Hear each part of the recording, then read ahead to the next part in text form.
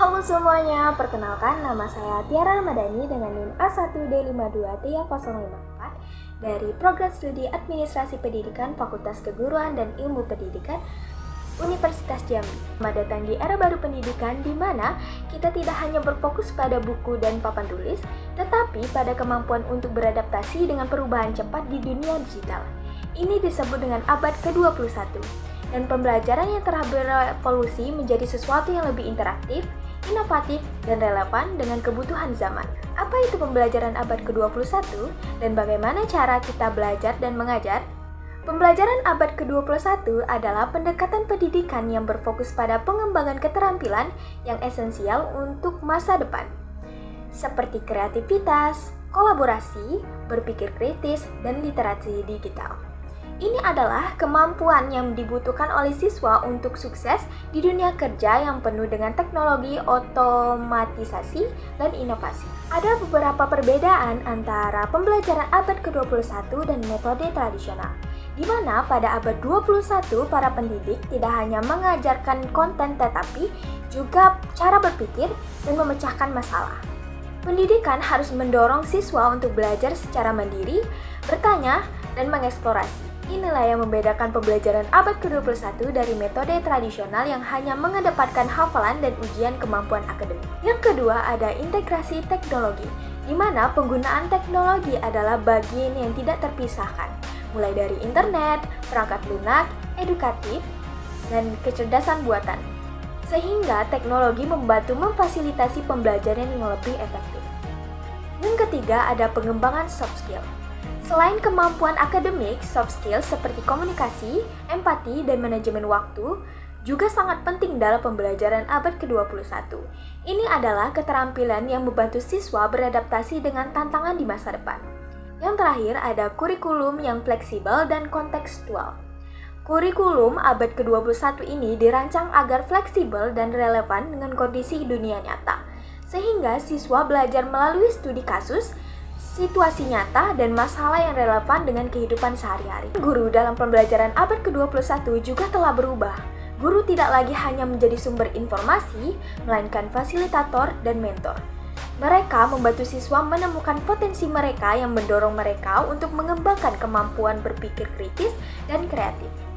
Guru juga harus terus mengembangkan keterampilan mereka, terutama dalam menguasai teknologi dan metode pengajaran baru. Mereka harus siap menghadapi tantangan baru dan beradaptasi dengan kebutuhan siswa yang berubah. Selanjutnya ada tantangan dalam penerapan pembelajaran abad ke-21. Meskipun pembelajaran abad ke-21 ini memiliki banyak keunggulan, namun ada beberapa tantangan dalam penerapannya yang tidak bisa diabaikan. Beberapa tantangan utama yang sering dihadapi adalah: yang pertama ada akses teknologi, di mana tidak semua siswa memiliki akses yang sama terhadap teknologi.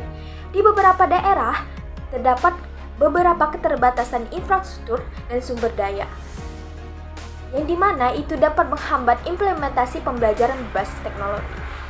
Selanjutnya itu yang kedua ada asistensi terhadap perubahan. Baik guru maupun siswa mungkin merasa tidak nyaman dengan perubahan besar dalam cara mengajar ataupun belajar. Perlu ada waktu dan pelatihan yang cukup untuk membiasakan semua pihak dengan metode yang baru. Yang terakhir ada perbedaan kesiapan siswa. Tidak semua siswa memiliki kesiapan yang sama dalam menghadapi tuntutan pembelajaran abad ke-21 ini. Beberapa siswa mungkin membutuhkan lebih banyak bimbingan dalam hal literasi digital dan manajemen waktu. Selanjutnya ada solusi dari tantangan pembelajaran abad ke-21 ini. Dari tantangan tersebut bisa diatasi beberapa solusi yang bisa diterapkan untuk mendukung pembelajaran abad ke-21 ini. Dengan cara yang pertama itu adalah pelatihan dan pengembangan guru. Dengan pelatihan dan pengembangan guru ini, guru harus diberikan pelatihan yang memadai dalam menggunakan teknologi dan strategi pengajaran modern. Ini akan membantu mereka lebih percaya diri dan kompeten dalam mengajar. Yang kedua adalah akses teknologi yang merata. Pemerintah dan instansi pendidikan harus berupaya untuk menyediakan akses teknologi yang merata bagi semua siswa. Ini bisa dilakukan dengan menyediakan perangkat pinjaman, memperluas jaringan internet, dan membangun infrastruktur digital di wilayah terpencil. Selanjutnya ada pendekatan personal dalam pembelajaran. Setiap siswa itu memiliki kecepatan belajar yang berbeda. Dengan pendekatan yang lebih personal, seperti pembelajaran adaptif, berbasis teknologi, guru dapat menyesuaikan metode pengajaran sesuai kebutuhan masing-masing siswanya. Pembelajaran abad ke-21 bukan hanya tentang penggunaan teknologi yang canggih, tetapi mempersiapkan generasi masa depan untuk menghadapi tantangan global dengan memfokuskan pada pengembangan keterampilan esensial, kolaborasi, dan kreativitas. Kita bisa menciptakan siswa yang bersaing di dunia yang semakin kompleks. Mari kita bersama mendukung penerapan pembelajaran abad ke-21 agar generasi depan kita dapat tumbuh dan berkembang menjadi individu yang sukses dan bermanfaat bagi masyarakat.